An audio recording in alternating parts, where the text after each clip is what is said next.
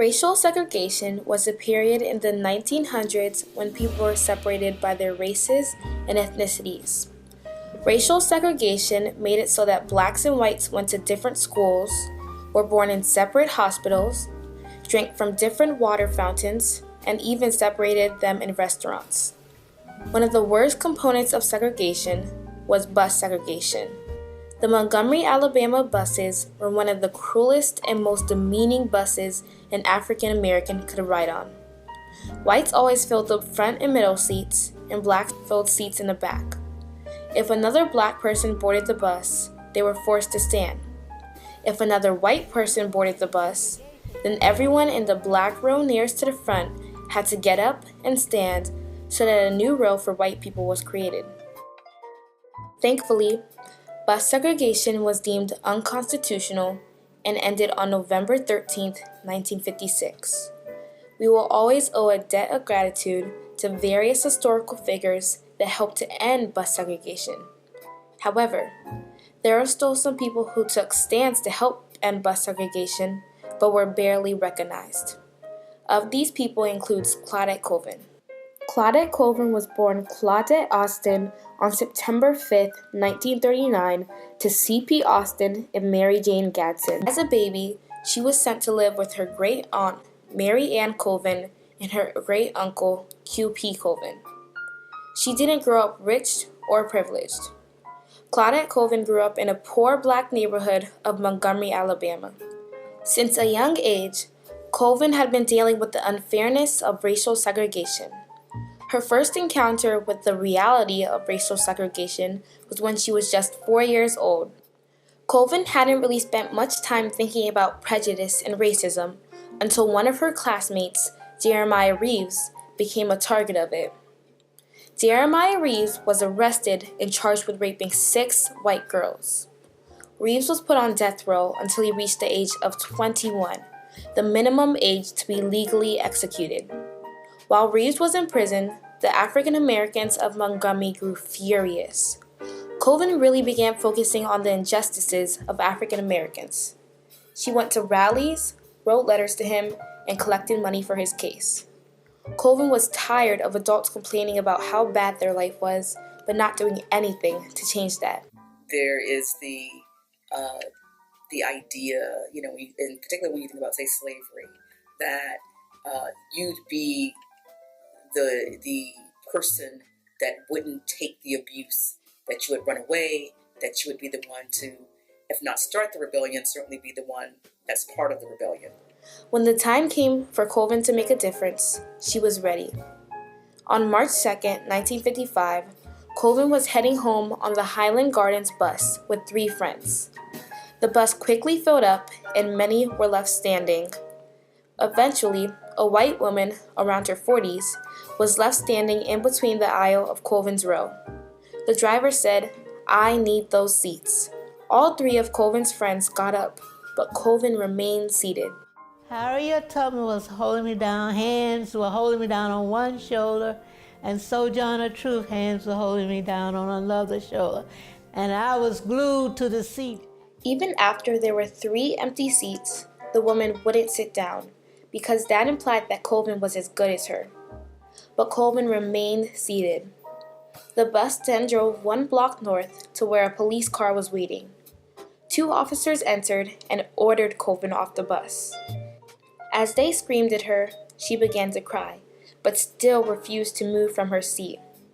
The whole time she just kept yelling, "It's my constitutional right, so I'm not going to move." Police officers began to drag Colvin off the bus. I admire her story, her struggle, her engagement. They took her to the city jail, where she was ruthlessly shoved inside a jail cell. I still vividly can hear the sound of the key go. Eventually, her mother bailed her out of jail, and Colvin became the town hero. Everyone was so proud of her. Although, not everyone believed that what Colvin did was right. Many of the parents, students, and faculty at Colvin's high school felt uncomfortable around Colvin. Colvin was focused on her court case at this time. Colvin's family got in touch with Mr. E.D. Nixon. Nixon hired 2 black lawyers for Colvin's case and got the help of many black leaders. Her father was concerned because they lived in Montgomery, and it was a very risky thing that she had done, and people got killed for that kind of behavior. So I would have been concerned. Martin Luther King Jr., the pastor at Dexter Avenue Baptist Church, stood out of those leaders. King worked hard to help drop the charges against Colvin. Alongside King was the secretary of the National Association for the Advancement of Colored People, Rosa Parks. Nixon urged Parks to convince Colvin to join the NAACP. Claudette Colvin and Parks became very close while trying to raise money for Colvin's case, which was being held on March 18, 1955. Judge Hill soon delivered his ruling.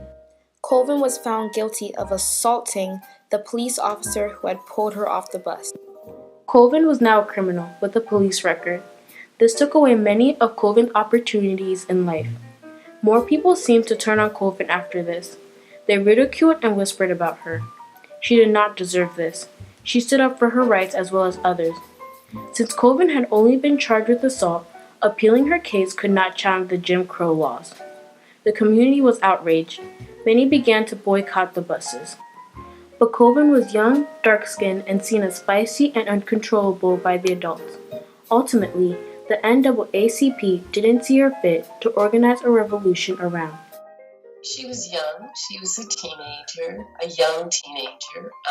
People thought maybe she was a little too militant or mouthy.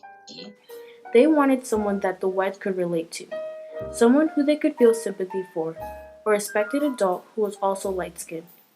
They found all of these characteristics in Rosa Parks. She was a middle-aged, light-skinned African-American with long, silky hair. Therefore, Parks became the face of the anti-bus segregation movement. Colvin was forgotten. Says that she didn't look the part, the kind of respectable part, although she certainly looked the part of the many black women who became involved in the movement. So I think, really became involved in the boycott. However, Claudette Colvin resurfaced 2 months after the Montgomery bus boycott began. Attorneys Clifford Durr, E.D. Nixon, and Fred Gray were searching for the ideal case to question the constitutionality of the city and state bus segregation laws.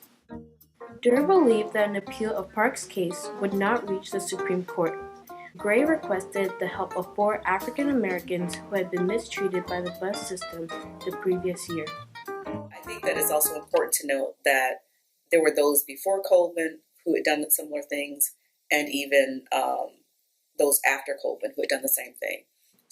These 4 were Aurelia Browder, Susie McDonald, Claudette Colvin, and Mary Louise Smith. They agreed to become plaintiffs in the case, and on February 1, 1956, Browder v. Gill was filed in a U.S. District Court. This case questioned if racial segregation on buses operated by the city of Montgomery violated the 14th Amendment of the U.S. Constitution.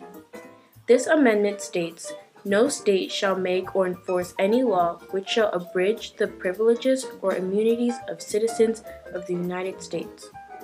On June 19, 1956, the 3-judge panel ruled that Montgomery's segregation laws were unconstitutional by the 14th Amendment. The U.S. Supreme Court upheld the decision in December 1956. The ruling of this case allowed for a peaceful and joyous end to the Montgomery bus boycott. America's failure to recognize Colvin until many years later resulted in many children learning about Parks, but not of Colvin.